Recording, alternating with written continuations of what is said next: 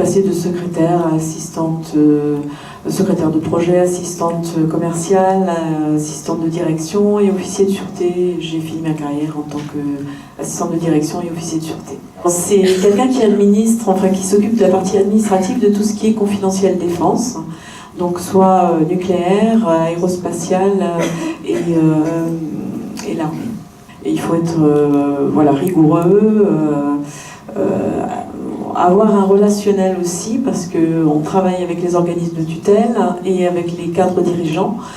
Donc il faut arriver à donner les documents aux organismes de tutelle tout en ménageant les cadres dirigeants qui sont très pris. Voilà, il y a, on va dire, un peu de diplomatie et d'efficacité, bien évidemment, à avoir, c'est clair. Voilà. Donc ça, c'est pour ma carrière chez Clemcy. Et donc, j'ai fait plus de 20 ans, environ 22 ans, un petit peu moins, dans cette grande entreprise. Parallèlement, donc j'ai commencé en 1989 et en 1995, j'ai eu ma première rencontre avec la sophrologie. On va dire, je dis maintenant grâce ou à cause, au départ c'était mon dentiste qui me disait « Madame, vous êtes stressée ». Et je ne le croyais pas, j'en avais absolument pas conscience. Il est vrai qu'à l'époque, je travaillais à temps plein avec 3 enfants, et qui étaient quand même encore bien jeunes, donc ça demandait quand même beaucoup d'énergie. Et j'habitais la vallée de Masvoul, Kirchberg, donc j'avais 1h30 de route tous les jours. Le planning était quand même très plein, enfin, très rempli, on va dire, et j'avais absolument pas conscience d'être stressée. Mais ce docteur m'a dit, enfin, mon dentiste me dit, mais oui, votre canine, là, elle est en train de nous le dire que vous êtes stressée parce que vous grincez des dents.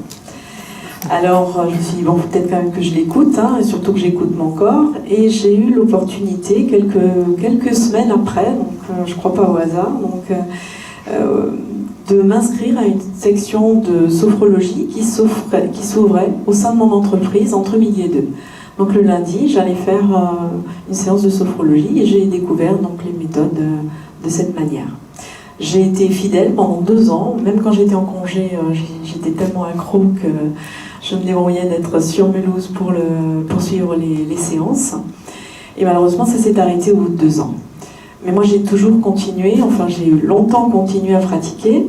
Après, je me suis un peu égarée, en tout cas, j'ai été voir du côté de la PNL, de la méditation, différents types de méditation. Ça m'avait donné goût, en fait, au développement personnel. Je m'étais rendu compte que je ne me connaissais pas du tout, mais alors vraiment pas du tout, et qu'il y avait quand même de quoi découvrir. Et donc, ça m'a permis d'avancer vers moi.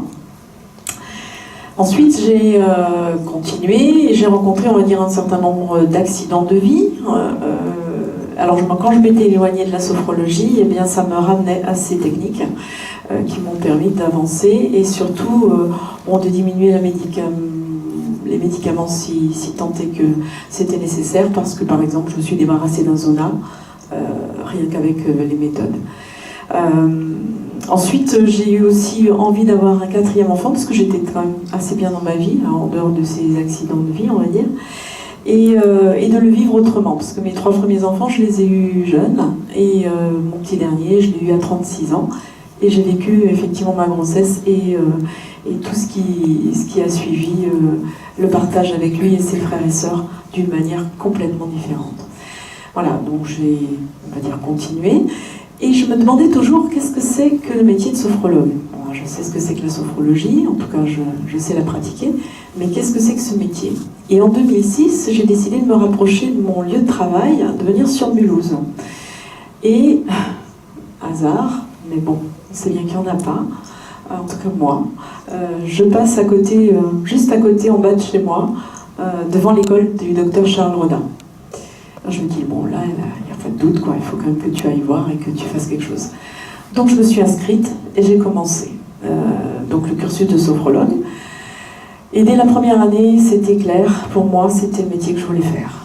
Je voulais surtout pas passer à côté de ma vie et c'était vraiment quelque chose de, comment dire, dans les tripes. J'allais avoir 50 ans, mes 3 premiers enfants avaient pris leur envol, enfin ma petite dernière par terre, enfin, il ne restait plus que Sylvain, mon dernier. Je dis maintenant, si je ne le fais pas maintenant, je ne le ferai jamais, quoi.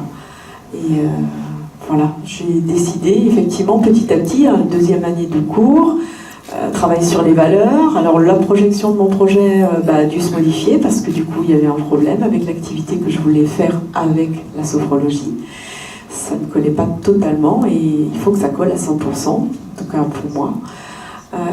Et j'ai trouvé, enfin voilà, j'ai lâché prise sur cette projection et j'ai rencontré, parce qu'il y avait la place, une autre activité que j'ai pu compléter au niveau de mon cabinet, parce qu'il faut savoir que le métier de sophrologue, c'est pas toujours, on va dire, ça demande du temps. J'ai mis un an à monter mon projet quand même, hein, donc j'ai fait un stage à l'IRFA, chez Vecteur aussi, j'en ai fait plusieurs, ils m'ont accompagné, voilà, j'ai fait un certain nombre de choses. J'ai, on va dire, gravité dans les réseaux concernés. J'ai aussi fait du bénévolat parce que j'avais un peu de temps et je voulais connaître les gens qui avaient besoin de sophrologues, etc. Et donc, je me suis dit, j'ai un peu de temps, autant le mettre au service et m'enrichir aussi en termes de connaissances. Et c'est vrai que j'ai ouvert le 1er avril 2012. Et il fallait absolument que j'en vive. Enfin, j'avais un appartement à payer, c'est un peu les contraintes qu'on a entendues tout à l'heure, et un enfant qui va faire des études, etc. Je me suis donné les moyens, c'est-à-dire que j'ai fait ce qu'il fallait, j'ai fait des salons, j'ai fait de la communication, j'ai fait un site, et puis voilà, il faut être dynamique. Je veux dire, après, mon moteur, il est au niveau je dirais, c'est dans mes tripes, c'est le cœur, c'est vraiment ce que je veux faire. Je pense que ça se ressent aussi quelque part. Et petit à petit, la clientèle est venue, le bouche à oreille a fonctionné, et maintenant je travaille en entreprise, je me déplace. J'étais hier à Nancy pour GRDF, je suis à Strasbourg pour le Conseil de l'Europe. Voilà, en entreprise ça fonctionne, en individuel aussi, j'ai des partenaires, enfin, disons certains médecins, gynécologues ou autres m'envoient du monde. Voilà.